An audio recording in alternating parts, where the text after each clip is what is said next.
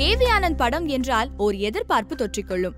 கதை தேர்விலும் படமாக்கலிலும் ஆனந்தின் உழைப்பே அதற்கு காரணம். விஜய் சேதுபதி TR காம்போ என்பதாலும் கோ என்ற வெற்றி படம் தந்த அதே மீடியா சம்பந்தப்பட்ட கதை என்பதாலும் கவன் ஒருபடி அதிக எதிர்பார்ப்பை உண்டு பண்ணியது. மீடியாவில் சாதிக்கும் கனவுகளோடு அது சம்பந்தப்பட்ட படிப்பை முடித்திருக்கும் விஜய் சேதுபதி Gen1 டிவியில் பணிக்கு சேர்கிறார். மீடியாவின் பக்கபலத்தோடு சிறு மாற்றத்தையாவது ஏற்படுத்த நினைக்கும் அவருக்கு கிடைக்கும் அனுபவங்களும் அதன் விளைவுகளை கொண்டு இலக்கை அடைகிறாரா என்பதுமே இந்த படம். ஊடகங்களினால் சமூகத்தில் பல மாற்றங்கள் நிகழ்ந்திருக்கின்றன.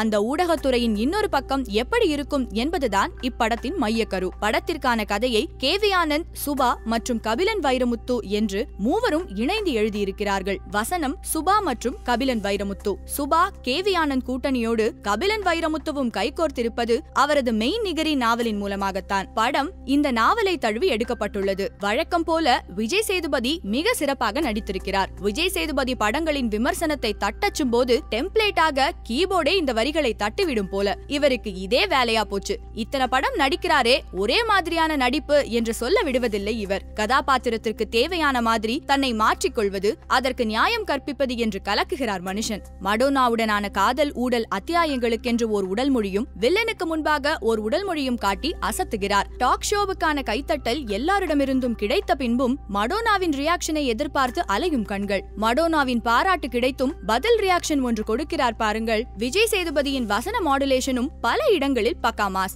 முக்கியமாக ஒரு காட்சியில் சீரியஸாக இவர் பேசிக் கொண்டிருக்கும் போது ஆகாஷ் தீப் திரும்ப இங்க பாரு என்று இவர் ஸ்டைலில் சொல்லும் போது கிளாப்ஸ் பறக்கிறது. டி ராஜேந்தர் படத்தின் இன்னொரு பிளஸ். எம்ஜிஆர், ரஜினி, பாலையா, நம்பியார் என்று கலந்து கட்டி நடித்து வெளுத்து வாங்குகிறார். ஆனால் அவரது டெம்ப்ளேட் அடுக்குமொழி ஒரு சில இடங்களை தவிர பிற இடங்களில் சோதிக்கிறது. மனது உடைந்து போய் பேசும் காட்சிகளில் அண்டர் பிளேவில் கவர்கிறார். கேவி ஆனந்தின் கதை நாயகிகளுக்கு நடிக்கும் ஸ்கோப் இருக்கும். இதிலும் அப்படியே நாசர், ஜெகன், போஸ் வெங்கட் என படத்தின் முக்கியமான கதாபாத்திரங்கள் அனைத்தும் தங்களது வேலையை சிறப்பாக செய்துள்ளனர். வில்லன் ஆகாஷ் தீப் படத்தில் எடுபடவே இல்லை. Sorry boss. லிப்சிங்க் ஆகாத அவரது வசன உச்சரிப்பும் சலிக்க வைக்கிற உடல் மொழியும் படத்தின் பெரிய மைனஸ். அயன் படத்தின் போதே இவருக்கான காட்சிகளும் ஷூட் செய்திருப்பார்களோ என்று நினைக்க வைக்கிற அளவு ஷேம் நடிப்பு. ஒரு சீனுக்கு வந்தாலும் பவர் ஸ்டார் மனதில் நிற்கிறார். அதுவும் ஜீனியஸ்னு சொல்லிடாதீங்க, நீங்கெல்லாம் என்ன காமெடி பீஸா நினைக்கிற வரைக்கும் தான் எனக்கு மார்க்கெட் என்று அந்த சீனில் அவர் பேசும் வசனம் மிக சிறப்பு. அந்த இன்டர்வல் பிளாக் ஒரு நல்ல ஐடியா. டெலிவிஷன் மீடியா என்ற மையக்கரு ஓகே. ஆனால் பல காட்சிகள் கேவி ஆனந்தின் முந்தைய படங்களையே ரீஷூட் செய்தது போல ரிப்பீட் மெமரிஸே கொண்டு வருகிறது. அரசியல்வாதிகள் கூட்டத்தில் ரவுடிகள் ஊடுருவல், வில்லனுக்கு துணையாக ஒரு ஆன்டி கேரக்டர், பரபரப்பான விஷயங்களை ஹீரோ செல்போனிலோ கேமராவிலோ ஷூட் செய்து முக்கியமான நேரத்தில் பயன்படுத்துவது என்று தீராத அளவு கேவி ஆனந்த் பாணி கிளீஷேக்கள் இதிலும்.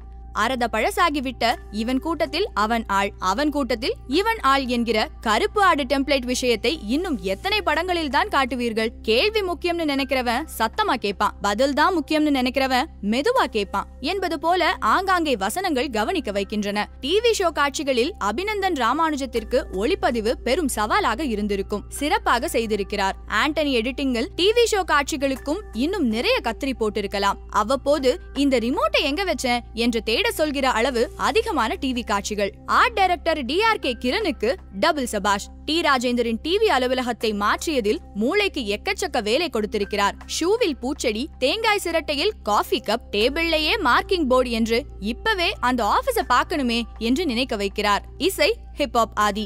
என்ன ஆச்சு பாஸ், நானே தான் பாடுவேன் என்பதை மைண்டில் இருந்து எடுத்துவிட்டு கதைக்கு மெட்டு போட்டு அதற்கு யார் குரல் பொருந்துமோ அவரை பாட வைக்கலாம். பின்னணி இசையும் சோபிக்கவில்லை. மீடியா செய்யும் தப்பான விஷயங்களை தோலுரித்து காட்ட வேண்டும் என்பதற்காக பல கூடுதல் விஷயங்களை சேர்த்திருக்கிறார்கள். அவை அனைத்தும் காதில் பூ சுற்றும் ரகம். ஒரு அரசியல் தலைவருக்கு ஜால்ரா தட்ட டாக் ஷோ நடத்த நினைப்பவர்கள் லைவ் ஷோவாகவா நடத்துவார்கள்? வெறும் 4 பேர் சேர்ந்தால் ஒரு பெரிய சேனலின் ஒளிபரப்பு சிஸ்டத்தையே மாற்றிட முடியுமா?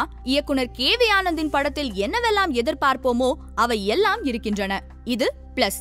ஆனால் அது மட்டுமே இருப்பது மைனஸ். மேலும் இது போன்ற செய்திகளை தெரிந்து கொள்ள சுட சுட சேனலை சப்ஸ்கிரைப் செய்யுங்கள்.